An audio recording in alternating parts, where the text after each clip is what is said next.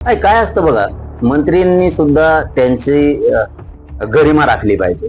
आपण काय करतो की ती उच्च पदावरती आहे. इथून पुढच्या काळात तरी कोकाटे साहेबांनी त्यांच्यात बदल करणं अत्यंत गरजेचं आहे. नसता पुरा शेतकरी त्यांच्या अंगावरती जाईल.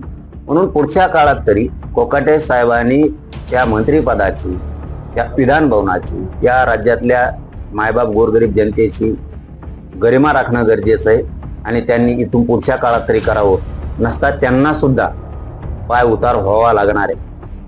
मी मुंडेताईला मी 3 दिवसापूर्वी मी पुण्याच्या दौऱ्यावर होतो, त्याच वेळेस सांगितलं होतं की मी परळीला येतोय, म्हणून मी आता निघालोय. मी लगेच आता परळीला जातोय.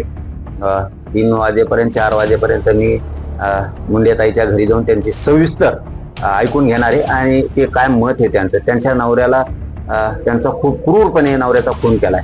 आम्ही राज्यभर एक या राज्याचे नागरिक म्हणून, लेकर म्हणून उभा राहणार आहेत आणि उठाव करणार आहेत आणि त्या ताईला 100% न्याय मिळवून देण्यासाठी आम्ही सगळे रस्त्यावरती येणार आहेत.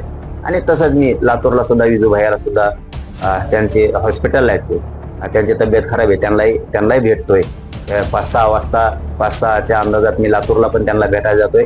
आणि ताईकडे सुद्धा मी आता निघालोय, मुंडे ताईकडे सुद्धा निघालोय. मी त्यांना आता जाऊन परळीत 2-3-4 वाजेपर्यंत त्यांची भेट घ्या.